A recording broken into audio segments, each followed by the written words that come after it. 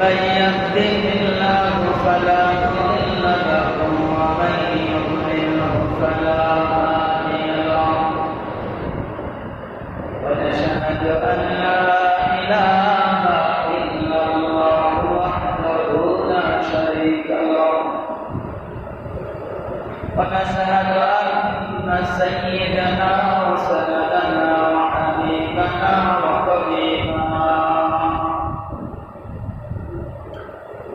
وطبيب قلوبنا ومولانا محمدا عبد الله ورسوله الذي أرسله بالحق بشيرا ونذيرا وداعيا إلى الله بإذنه وسراجا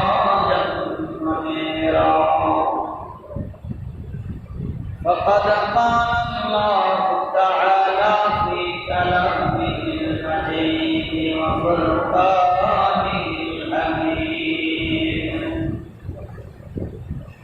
أعوذ بالله من الشيطان الرجيم بسم الله الرحمن الرحيم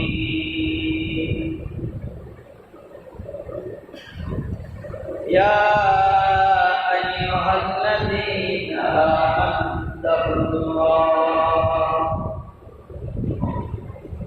يا أيها الذين آمنوا اتقوا الله حق تقاته ولا تموتن إلا وأنتم مسلمون وقال رسول الله صلى الله عليه وسلم أخلص دينك يكفيك العمل القليل وقال تعالى قال سبحانك لا علم لنا إلا ما علمتنا إنك أنت العليم الحكيم لا إله إلا الله الحليم الكريم سبحان الله رب العرش الكريم والحمد لله رب العالمين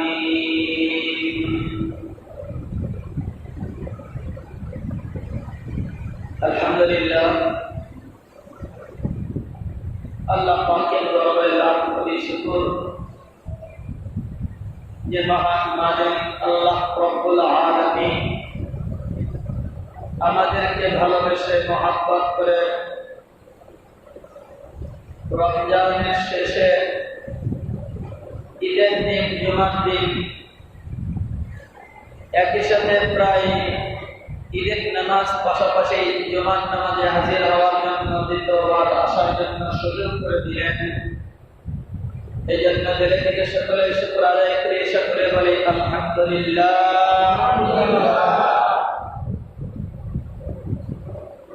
আজকে তো আমরা সারা রাত মাস রোজা রেখে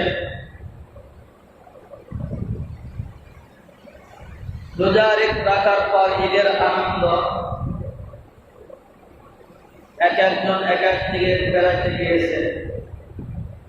যারা বাড়িতে আছে তাদের মধ্যে থেকে কিছু মানুষ তারপর ঘর মসজিদে আল্লাহ তাআলা এনেছেন। এই জন্য দিলে থেকে শুকর আদায় করি, সকলে বলি আলহামদুলিল্লাহ। আজকে তো আমরা ঈদের আনন্দ ভোগ করতেছি। এদিকে খানায় কাবা তথা মানুষের সর্বপ্রথম কাবা বাইতুল আকসা, যেখানে ছোট্ট ছোট্ট বাচ্চারা পর্যন্ত আতঙ্কিত আছে, কখন যেন আমার মাঝে বোমা এসে পড়ে যায়, কখন যেন আমার বুকে গুলি পড়ে। এই আতঙ্ক ভয় নিয়ে তারা ঈদ কাটাচ্ছে। তার পাশাপাশি তারা কিন্তু আল্লাহর হুকুম থেকে বিচলিত হয় নাই। ঠিক তারা বাইতুল আকসা মসজিদের ভিতরে তারা হাজির হয়েছে, তারা নামাজ আদায় করতেছে। কারণ হায়াতের মালিক, মুসলমানদের হায়াতের মালিক আল্লাহ, আবার মৃত্যুর মালিক আল্লাহ। আমার যদি ইসরায়েল বাহিনীর বুলেটেন বোমায় গুলিতে আমার মৃত্যু থেকে থাকে, এটা আমার কিছুই করার নাই। এটা উপরওয়ালা মালিক আল্লাহ পাকের পক্ষ থেকে ওটা একটা হুকুম। ওরা আমাদেরকে মারবে, আমরা শাহাদাত বরণ করবো, আর আমরা ওদেরকে মারবো, ওরা জাহান্নামে চলে যাবে। সবসময় একটা কথা খেয়াল করবেন, মুসলমান ছাড়া সারা পৃথিবীতে যতগুলো সন্তান ভূমিষ্ঠ হয়, প্রত্যেকটা সন্তান কারো সন্তান হিসাবে দুনিয়াতে ভূমিষ্ঠ হয়। কথাটা যদি অনেক বড় হয়, একমাত্র আল্লাহ পাকের দ্বীন ইসলাম গ্রহণ করার পর ঈমান এনে যে মানুষটা তার ইসলামের বিধিবিধান মতো যার বিবাহশাদী হয়, একমাত্র সেই মানুষটাই স্বচ্ছ এবং তার বিবাহের মাধ্যমে যেই সন্তানটা ভূমিষ্ঠ হবে সেই সন্তানটা হবে বৈধ। এছাড়া সারা পৃথিবীর যত ইহুদি, নাসারা, বৌদ্ধ, খ্রিস্টান, তারা নিজেরাই জারজ, তারা নিজেরাই অবৈধ। তাদের ধর্ম মতে তারা বৈধ, কিন্তু তাদের ওই বিবাহটা ঠিক থাকে। অবৈধ হলেও ইসলাম তাদেরকে একটা সাথ দিয়েছে, যখন কালেমা পড়বে সাথে সাথে আর বিবাহ করার দরকার নাই, সাথে সাথে তাদের বিবাহটাও ওইটাই বহাল থেকে যায়। ইসলাম ওটাকেই হালাল করেছে। আল্লাহ তাআলা এই বান্দার ভিতরে যেই শরীরের রক্ত আর মাংস পিণ্ড দিয়েছে, এই রক্ত আর মাংস পেশির ভিতরে যেই রক্তটা প্রবাহিত করে, শরীরের ভিতরে যেই খানাটা ঢুকে, এই খানাটাও আল্লাহ তাআলার কাছে পানা চাইতে থাকে, আল্লাহ আমি যে তার ভিতরে তার মুখের ভিতর দিয়ে সুস্বাদু হয়ে ঢুকলাম, অথবা তিক্ত হয়ে ঢুকলাম, অথবা মিষ্টি হয়ে ঢুকলাম, অথবা টক হয়ে ঢুকলাম, এই সুস্বাদু নিয়ে তার পেটের ভিতরে ঢুকলাম, আমি কি এখন আল্লাহ তার পেটের ভিতরে হালাল ভাবে ভালোভাবে কাজ করব না খারাপ ভাবে কাজ করব? তো আল্লাহ তাআলা ফেরেশতাকে হুকুম করে, সে যে খানাটা খাইলো এই খানার ভিতরে তার শরীরের ভিতরে এত ফোঁটা রক্ত দিয়ে দাও, এত ফোঁটা পানি দিয়ে দাও, তার শরীরের ভিতরে এরকম চলাফেরা করার ব্যবস্থা করে দাও। এই খানা খাওয়ার সাথে সাথে আমি খানার কোনো বরকত নাই। অনেকেই বলে কলা খাইলে ঠান্ডা লাগে, আসলে কলার ভিতরে কোনো ঠান্ডার কোনো গুণ নাই। কলাকে আল্লাহ তাআলা একটা গুণ দিয়ে দিয়েছেন, সেটা হলো মানুষ খাইলে তার শরীরের ভিতরে একটু ঠান্ডার আবির্ভাব হবে। এটা আল্লাহর ক্ষমতা, এটা কলার কোনো ক্ষমতা না। উদাহরণ দিলেই বুঝবেন, একটা গাভী যখন জীবিত থাকে, তার বানের ভিতরে উড়ানের ভিতরে 5 ভাগ 1 মণ আধা মণ করে গরু দিয়ে থাকে, দুধ থাকে। ঠিক তদ্রূপ সকালবেলা জবাই করে সেই গাভীর বাঁধটাকে ফেরে দেখবেন, তার ভিতরে 1 ফোঁটা দুধ পাবেন না। কথাটা ঠিক না ঠিক? তাহলে যেই গাভীটা প্রতিদিন 1 মণ 1.5 মণ আধা মণ 10 কেজি 5 কেজি করে দুধ দেয়, সেই দুধটা গেল কোথায়? এই জন্য বলা হয়েছে এই গাভীর বানের ভিতরে আল্লাহ পাকের কুদরত নিহিত আছে।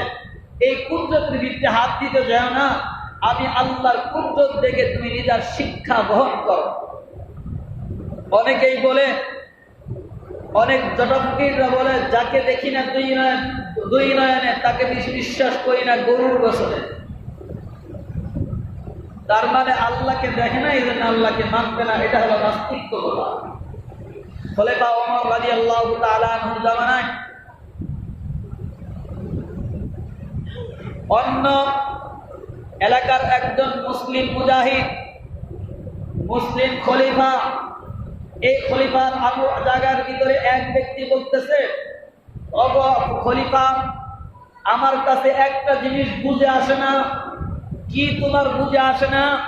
সেটা হলো আল্লাহর কোরআনের ভিতরে সূরা বাকারার শুরুতে দিয়েছেন আলিফ লাম মিম, আলী ইমরানের শুরুতে আছে আলিফ লাম মিম রা, আলিফ লাম মিম সাদ, তাহা কাফ হা তা সিন ইয়াসিন। এই বিক্ষিপ্ত শব্দগুলো এর অর্থগুলো কি? মুসলিম মিল্লাতের মুজাহিদ তিনি বললেন, এইটার ব্যাখ্যা এবং বিশ্লেষণ একমাত্র আল্লাহ এবং রাসূল ভালোই জানেন। যেহেতু আল্লাহ এবং রাসূল এটার কোনো ব্যাখ্যা বিশ্লেষণ আমাদের মাঝে দেয় নাই, এই জন্য এটার ব্যাখ্যা বিশ্লেষণ করব না। তো তিনি বললেন, যাকে আমি দেখি না দুই নয়নে বিশ্বাস করি না গরুর গোসল। তো তিনি বললেন, আমি মানি না, কিন্তু এটা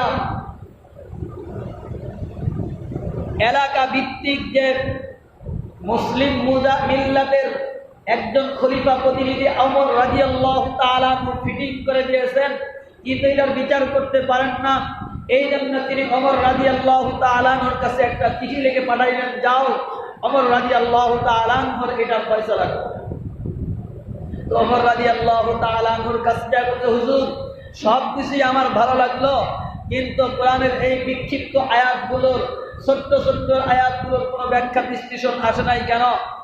খলিফা ওমর রাদিয়াল্লাহু তাআলা বললেন, এটার ব্যাখ্যা আল্লাহ এবং রাসূল ভালো জানেন, এটা করেন নাই। তিনিও তখনও উত্তর করলেন, যাকে দেখি না দুই নয়নে তাকে বিশ্বাস করি না গরুর গোসল। তো খলিফা ওমর রাদিয়াল্লাহু তাআলা চাবুকটা আনলেন, খেজুরের ডাল আনলেন, আইনের তার উপরে অত্যন্ত পিটনি মারলেন। এরপরে বললেন, তোমার চোখটা তো দাদা হয়েছে, এখন তোমাকে কে মারে বলো। তখন খলিফা ওমরের পা জড়ায় ধরে বলে, বুঝতে পেরেছি, যাকে দেখি না দুই নয়নে বিশ্বাস করি না গরুর গোসলে, এই কথাটা আমার ভুল। খলিফাতুল মুসলিমিন ওমর রাদিয়াল্লাহু তাআলা বললেন, হুজুর আমাকে মাফ করে দেন, আর এরকম কথা জীবনে বলবো না। যার জন্য ভাই, যারা জড়া ফকিরের দল আছেন, এই ধরনের অজুহাত দিয়ে মানুষকে গোমরা আর পথভ্রষ্ট দিকে নিয়ে যায়, তাদের থেকে আমরা সাবধান থাকবো ইনশাআল্লাহ। আমি কোরআনের যে আয়াত তেলাওয়াত করেছি, ইয়া আইয়ুহাল্লাযীনা আমানুত্তাকুল্লাহ হাক্কা তুকাতিহি ওয়া লা তামুতুন্না ইল্লা ওয়া আনতুম মুসলিমুন। হে ঈমানদারেরা, ও ঈমানদারেরা, ততক্ষণ পর্যন্ত কবরের ভিতরে পা রেখো না। হাক্কা তুকাতিহি ওয়া লা তামুতুন্না ইল্লা ওয়া আনতুম মুসলিমুন। যতক্ষণ পর্যন্ত তুমি মুসলমান না হইবা, যতক্ষণ পর্যন্ত মুসলমান না হইবা। তাহলে ঈমানদার মুসলমানের মধ্যে পার্থক্য আছে। ঈমান যদি কারো মধ্যে যারা পরিমাণ থাকে, তাও সে ঈমানদার। আর যার ভিতরে পূর্ণাঙ্গ ঈমান আছে, তাও সে মুসলমান। এখানে আল্লাহ তাআলা পূর্ণাঙ্গ মুসলমানের কথা বলতেছে, ওয়াতাসিমু বিহাবলিল্লাহি জামিআন ওয়া লা তাফাররাকু। আল্লাহ আয়াতের মধ্যে বলেন, ও মুসলমান, তোমরা কিন্তু বিক্ষিপ্ত হয়ো না, তোমরা কিন্তু দলে দলে বিভক্ত হয়ো না। যদি দলে দলে বিভক্ত হও, তাহলে শুনে রাখো, এক জায়গায় যখন ছাগলের পাল থাকে, ছাগলের পাল যতক্ষণ পর্যন্ত একত্রিত দলবদ্ধ হয়ে থাকে, সবচেয়ে দলবদ্ধ হয়ে থাকে বেরির পাল, দলবদ্ধ হয়ে থাকবে কিন্তু সেখানে বাঘ পর্যন্ত ছাগলের পালের ভিতরে, বেরির পাগলের পালের ভিতরে আক্রমণ করতে সাহস পায় না। কি বলে ঠিক না? আর যখন ওই বেরির পাল থেকে একটা বেরি যদি এদিক সেদিক দূরে চলে যায়, তার দেখবেন বড় পালদেরকে দাবড়াইতেছে, যেটা এদিক সেদিক হয়ে গেছে আর একটা তার পিছু লড়ছে, ওটাকে লক্ষণ দিয়ে তাকে খেয়ে ফেলবে। ও মুসলমান, আল্লাহ বলে ইয়া আইয়ুহাল্লাযীনা আমানুত্তাকুল্লাহ হাক্কা তুকাতিহি ওয়া লা তামুতুন্না ইল্লা ওয়া আনতুম মুসলিমুন। ও ঈমানদারেরা, ঈমানদার এক জিনিস আল্লাহ ঘোষণা করলেন, হাক্কা তুকাতিহি ওয়া লা তামুতুন্না ইল্লা ওয়া আনতুম মুসলিমুন। তোমরা কিন্তু মুসলমান না হয়ে মারা যাও না। মুসলমান না হয়ে মারা যায় না মানে কি? গুনাহ মুক্ত না কইরা কবরে কিন্তু পাও রাখো না। গুনাহ মুক্ত ছাড়া যদি কবরে পা রাখি, আজকে আমরা যারা দুনিয়াতে আছি, মুসলমান না হয়ে মারা গেলে, ঈমান ছাড়া মারা গেলে, ঈমান ছাড়া মারা গেলে ডাইরেক্ট জাহান্নাম, কোনো কথাই নেই। কিন্তু মুসলমান না হয়ে মারা গেলে, ঈমান নিয়ে মারা গেলে শাস্তি হবে। মুসলমান হয়ে যদি মারা যাক তাহলে কবরে শাস্তি নেই। বুঝতে হবে যখন আপনি মুসলমান হয়েছেন, কিরকম মুসলমান। আল্লাহ এই মুহূর্তে আপনাকে ঘোষণা করছে, আমার বান্দা এই আমিনা মসজিদের ভিতরে আব্দুল গফফার, আব্দুল করিম, আব্দুল সত্তার সবচেয়ে আমার প্রিয় বান্দা। তখন আপনি সফল। এই মুখে আমরা ইবাদত করতেছি, জবানটা আল্লাহর ইবাদত করতেছি, কপালটা সিজদা করতেছি, এই সিজদা কিন্তু কবুলিয়াত হয় নাই।